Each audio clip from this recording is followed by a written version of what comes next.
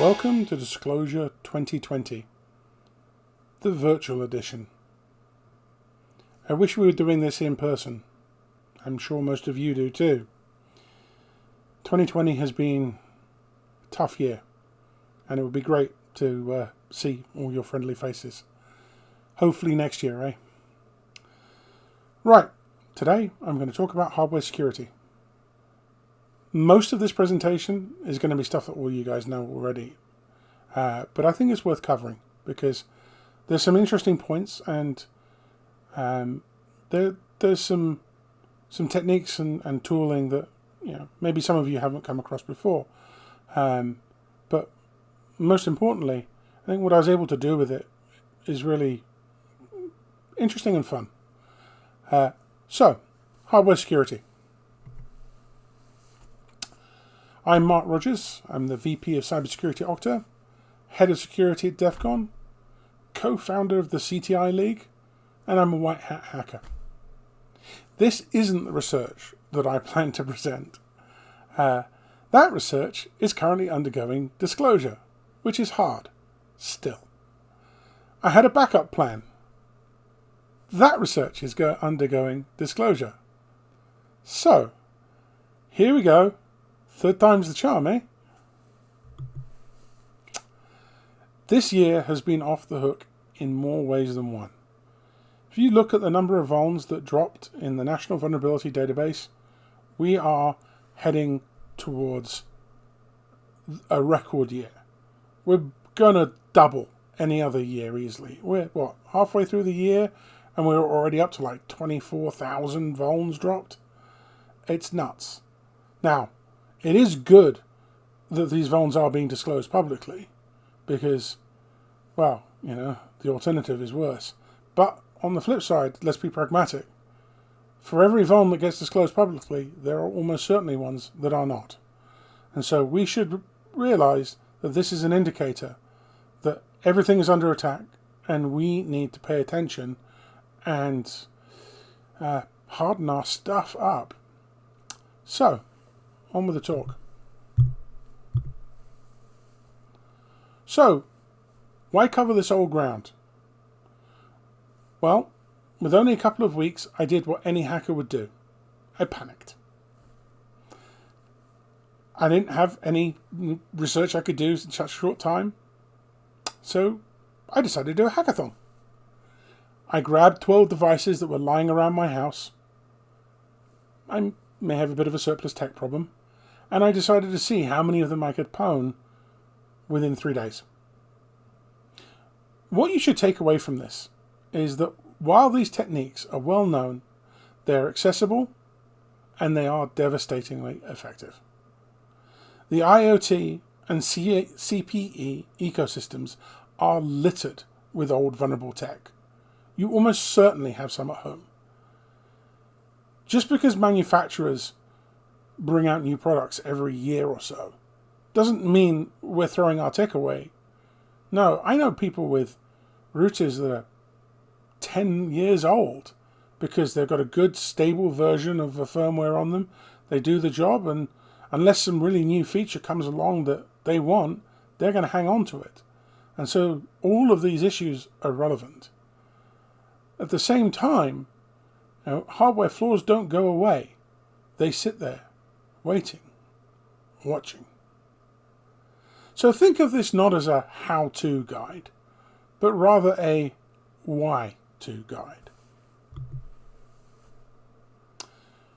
Come every technique here like you know nothing. Make sure you do your own research. Just because somebody says that this is the right spec, or this is the right pinout, or these are the best tools to use to flash this, or unbrick that, you should double check. Getting this wrong will kill stuff. You will brick hardware. And there's not a small chance that you might make things explode too. But these are just hardware vulns, right? Physical access. Well, hardware vulns turn into remote software problems. Access to hardware allows access to secrets. And access to hardware allows the extraction of firmware and other software. Access to that firmware allows effective, scalable analysis and discovery of remote access vulns. It allows you to automate what would normally be a black box evaluation and turn it into a complete white box evaluation. Finally, installation of malicious firmware can turn any device into a threat, whether it's a thermostat, a fridge, TV, or a Wi-Fi router. So, this is the hardware graveyard. These are the devices, or at least most of them. I finished at about 9 o'clock in the morning on the 25th of August. And, yeah, not a bad par. 10 devices pwned, 2 partially pwned, mostly because I ran out of time. Most of them fell in 5 minutes or less. So, what's my general hardware methodology? Well, just like in AppSec or pen testing, effective hardware hacking starts with thorough reconnaissance. Get the layout of the board. Look for obvious points of entry. Look for test points, look for interfaces, look for headers. Doesn't matter if they're populated. Make a note of everything you find. Identify key chips on the board. You can use a smartphone with a zoom function. Just hold it high above the board to zoom into really small chips and read the package numbers off of them. Download the data sheets and check resources like the FCC database. If it uses any kind of signal, it's going to have an FCC ID. If you look up that FCC ID, you'll get full schematics, frequencies, and pretty much everything you could ever want. Half your work gets done for you right then and there. And sometimes just one chip is enough to take the prize. Test and trace all headers, especially the unpopulated ones. And you can get a long way just looking for continuity between various points on a powered down board or by checking voltages. So let's start with UART. UART is probably the number one way to pwn these kinds of things. UART is Universal Asynchronous Receiver Transmitter. Basically, it's just a serial interface into the microcontrollers on the board, right? Everyone's played with serial interfaces at some point. Most microcontrollers have them. Some even have several. It's the easiest hardware to hack. And it gives, like 8 times out of 10, it gives you root there and then. Some manufacturers do try to hide them. They sort of move them around and make it a little bit harder to find. But the vast majority you're going to come across are going to be in plain sight.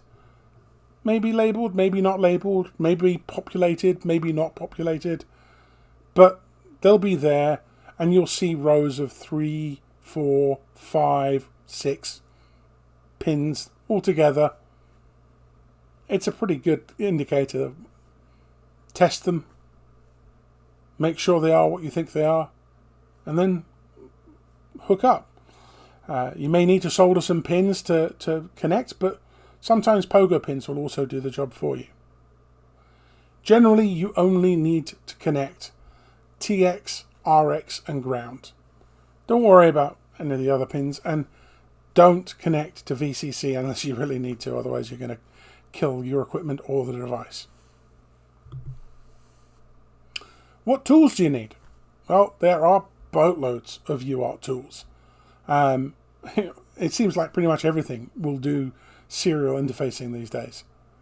Personally, I like the JTAGulator because if you've got a bunch of different pins, it'll auto-sort them for you with its JTAGulation function. And that will then allow you to pass that through to a pass-through and just directly connect to UART, so you can just do it all in one hit. But it's kind of an expensive board, when the reality is you can also do it with a $10 FTDI cable you can just pick up from eBay. There is really no right or wrong tool for it. It just needs to support the the serial interfacing. And then software-wise, you don't really need anything either. Just a terminal app. Personally, I use Screen. So, these are the devices that fell to UART. And you can see it was most of them. In most cases, the UART pins were clear. A couple of them were populated. A couple of them were labeled. All of them were very easy to identify. And all of them gave me root. Full, straight, unrestricted root. And in almost every case, they gave me access to a full dev tool chain as well, with diagnostic tools, things like NVRAM tools. There are TFTP servers on there, so you can upload firmwares. Some of them drop you straight into an unrestricted shell that gives you full OS access. At that point, it's game over. I mean, you can do whatever you want from that.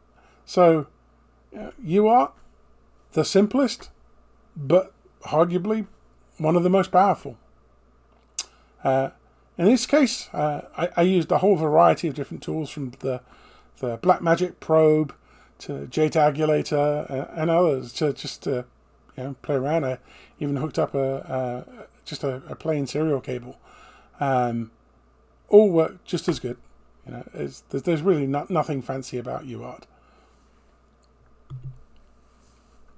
Now, JTAG gets a little bit more complicated. Developed by the Joint European Test Access Group, it's an interface specification to allow effective testing and debugging. It is not, as some people think, a standard connector. There are some JTAG standards, and you'll see things like ARM JTAG cables, but the reality is you should treat JTAG on devices as being weird. Assume that the pinout is wrong. Double check it. And that's where tools like the JTAGulator really come in, because they can help you identify the correct pins and do it really, really fast. Once you've got access to JTAG, you basically can do full debug access to the hardware. Now, sometimes you're going to run into problems like disabled features, or limited JTAGs, or JTAG that's just literally not going to let you get anywhere. In most of those cases, research will help you find ways around it. Sometimes it won't. And you can always fall back to UART in that case.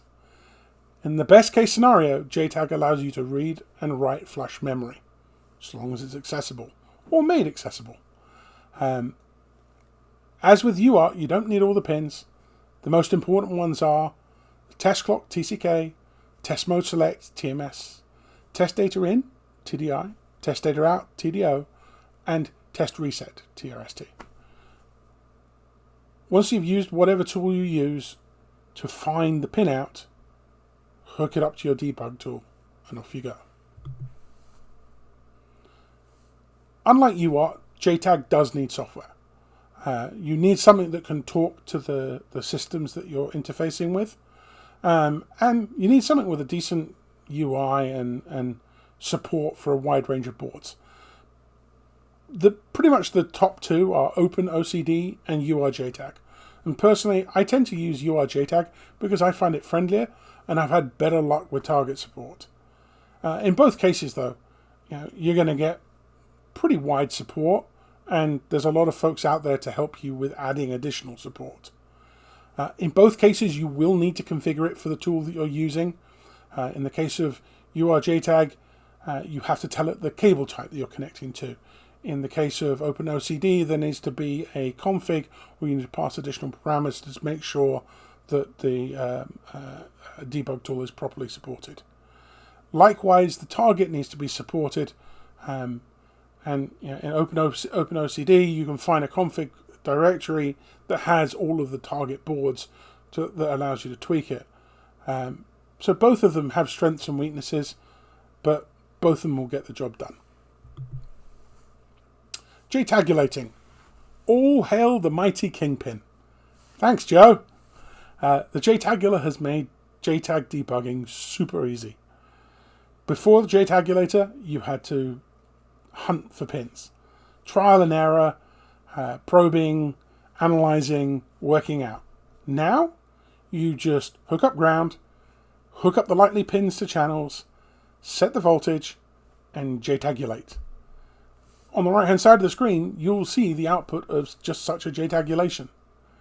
The board works out the pins for you, prints them out, and then you can basically hook up your choice of tool, and off you go.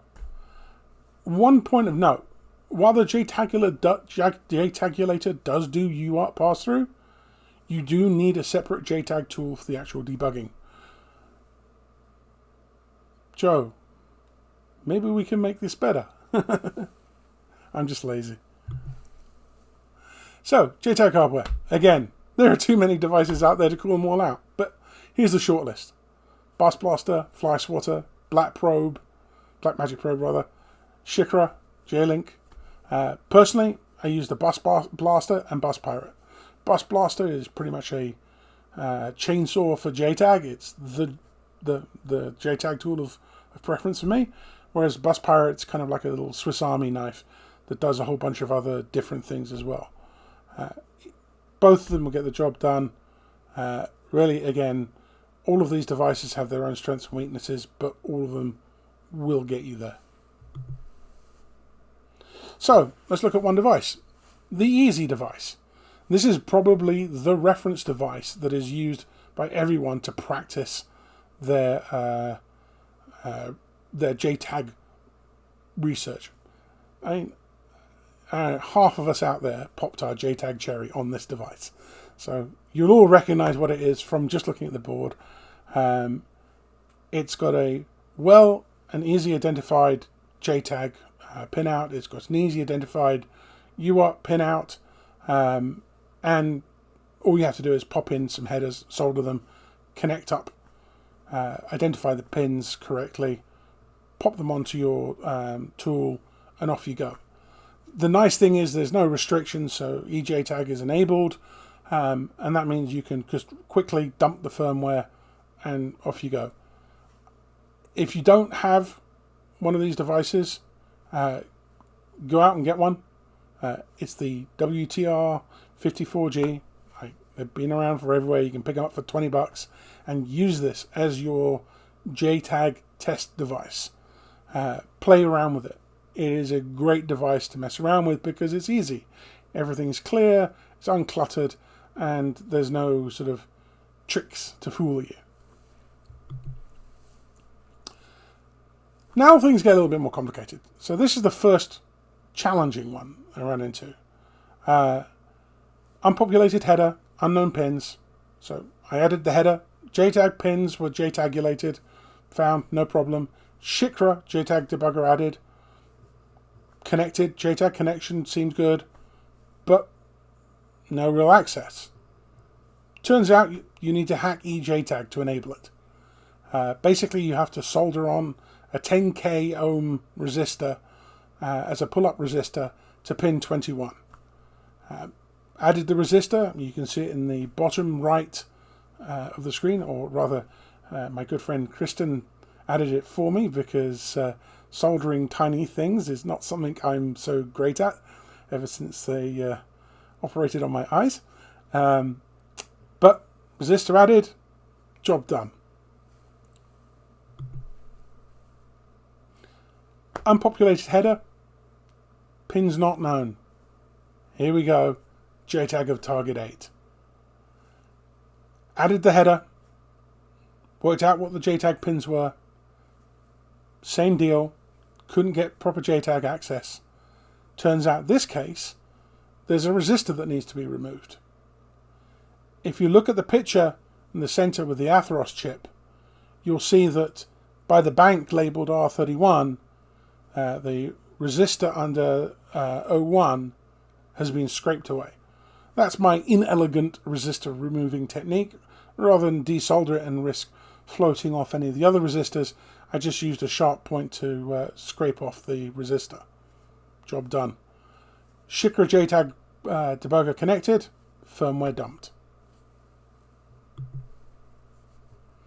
SPI. This is probably the most fun one for me because there's a little bit more challenge to it, but also it's kind of Cool. SPI stands for Serial Peripheral Interface. It's a serial interface for certain types of flash memory. Check the flash data sheet to see whether or not it supports SPI, and then hook up to it. SOIC chip clips are much easier than probe clips, but both will work and get the job done. Bottom right, you can see I hooked onto a board with probe clips, and you can see the challenge. There's not a lot of space to work with, and you have to be really careful to make sure that the clips don't touch each other, otherwise they can short out and you don't get anywhere.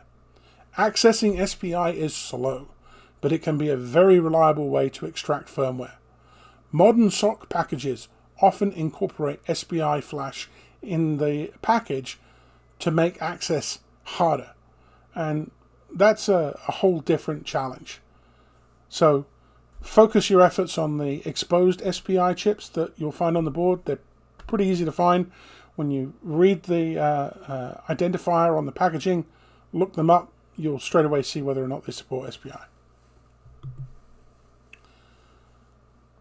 So, here we go, accessing SPI flash on the board. It essentially allows you to read the flash straight out of the flash memory. No need to go through JTAG. So if JTAG disabled, no problem. Just read the chip in place. Again, check the flash data sheet to make sure you get the right info.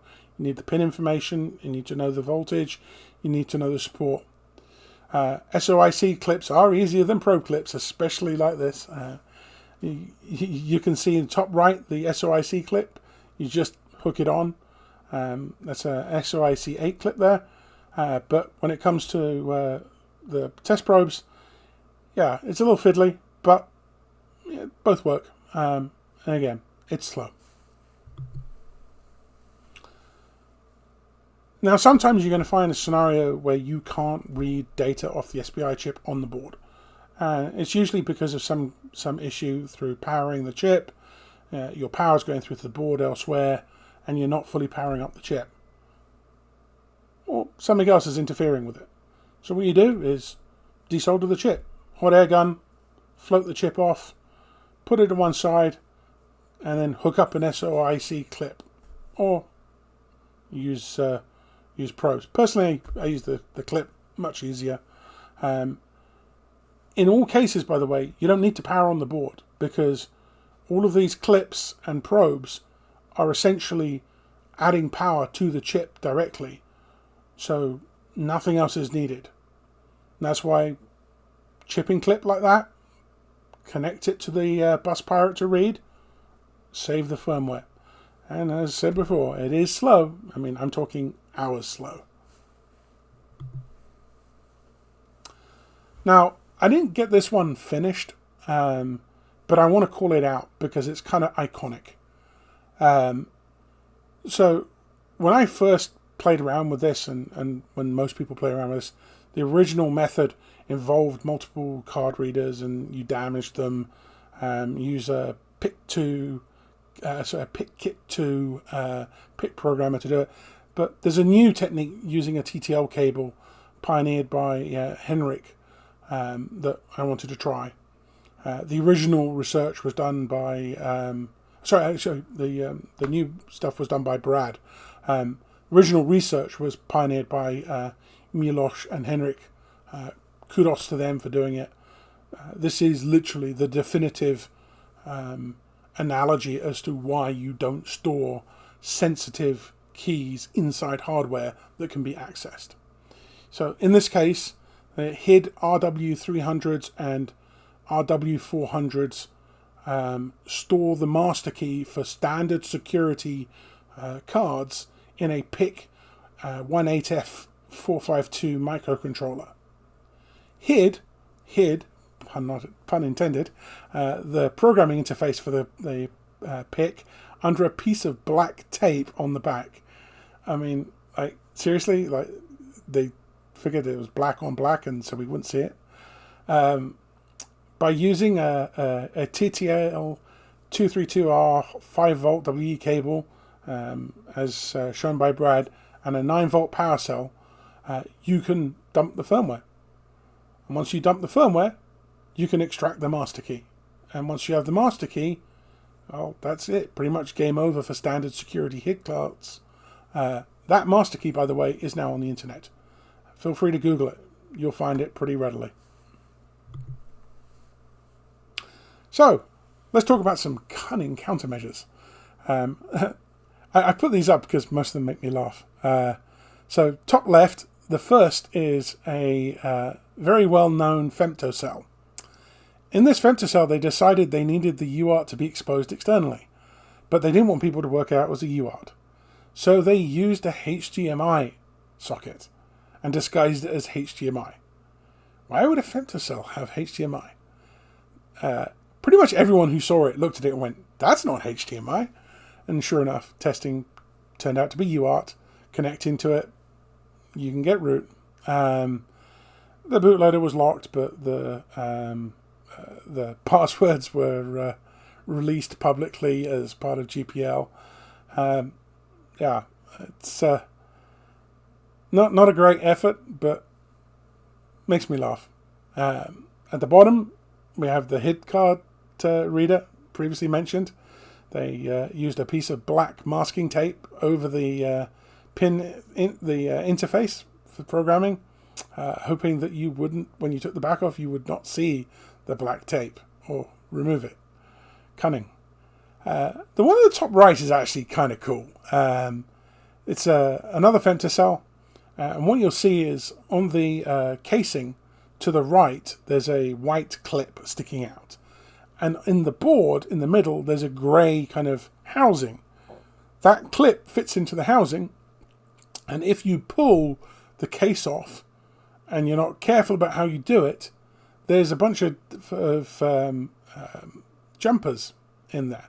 And it pulls all the jumpers out, which presumably dump all the keys and other secrets in the femtocell. Pretty neat, actually. Only one problem. If you've got more than one, you're not going to fall for it twice. So after smashing the first one, I was much more careful with the second one, and I knew where to watch. Top tip to all you hardware designers. The problem with IoT is people can get their hands on lots of them.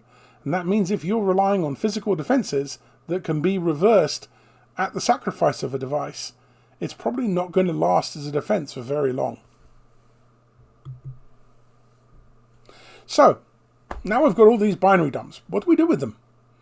Bin walk. Bin walk is the Swiss Army knife for firmware. Or perhaps it's better described as the chainsaw. It supports most firmware types. Basically, it identifies headers recursively through the binary, and it will happily extract everything you want. And most importantly, it'll also happily extract compressed file systems such as SquashFS and other goodies. And that's where the fun's at. So what was it all for? Well, with why is physical root access on one router a problem? Well, access is access. Many secrets are stored on the device and they're now readable. All of the devices tested provided this access for debugging purposes. This means that there were debug tools there and other things that really shouldn't be in the hands of consumers. Things like NVRAM flash tools. All of the devices tested supported firmware flashing via UART access. Things like TFTP boot and other features were all present. In fact, there's a whole community out there supporting this in order to fix routers when people brick them. Go find the forums. It's often a really good place to get research and to do reconnaissance before you start on a project. And the other thing to remember is, with this access, you can install firmware just as easily as you can take it out. And installing a malicious firmware takes just a few seconds, but lasts a lifetime. Well, your hardware problem is now a software problem. Full, unrestricted access to all your proprietary software and firmware means that they have access to your keys, passwords, certificates, boot scripts, kernels, everything. Your black box assessment of a device just turned into a white box assessment. You have everything you need to go hunting for bugs. And just remember, anything stored in software is reachable if you can access the hardware. I know of a ton of manufacturers who are storing keys on the file system because they think that the only way someone's going to get access is if a vulnerability comes along that allows them to get access.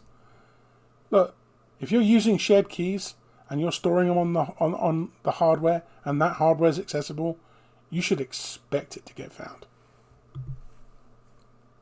But what if I told you you can just download the firmware from the manufacturer?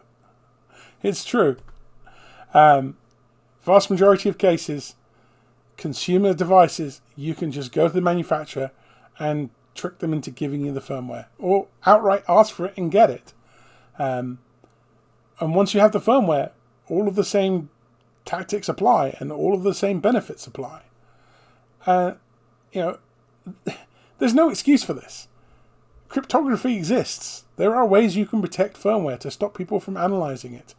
There are ways to deliver firmware more securely.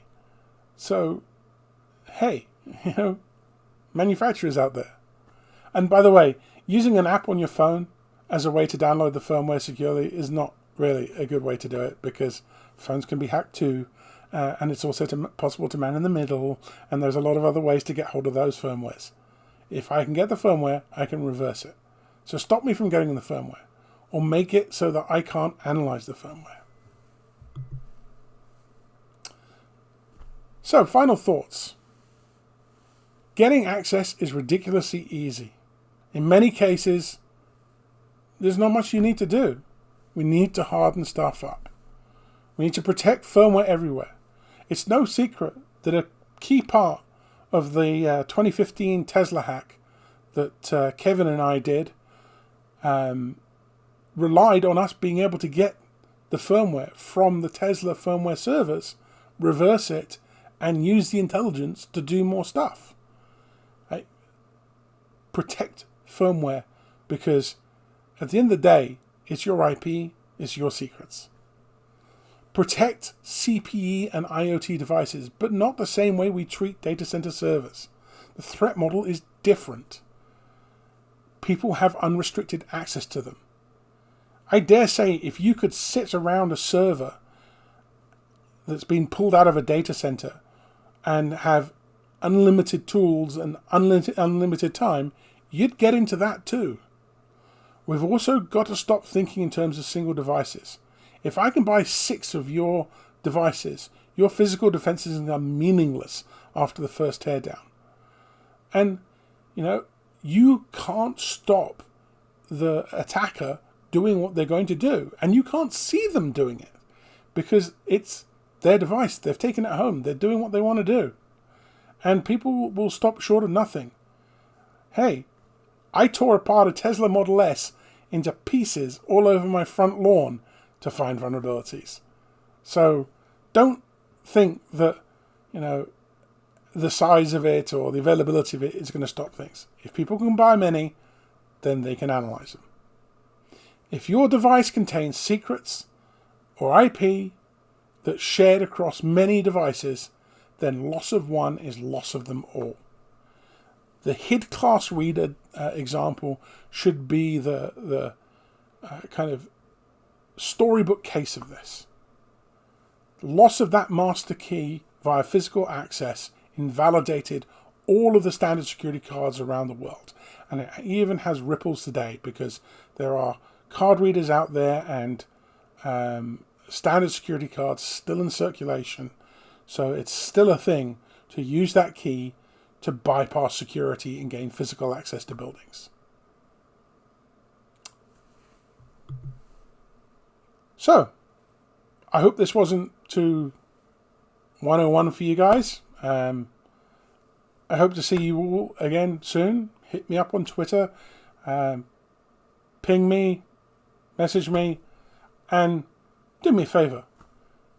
Keep an eye out for everyone. It's a tough year.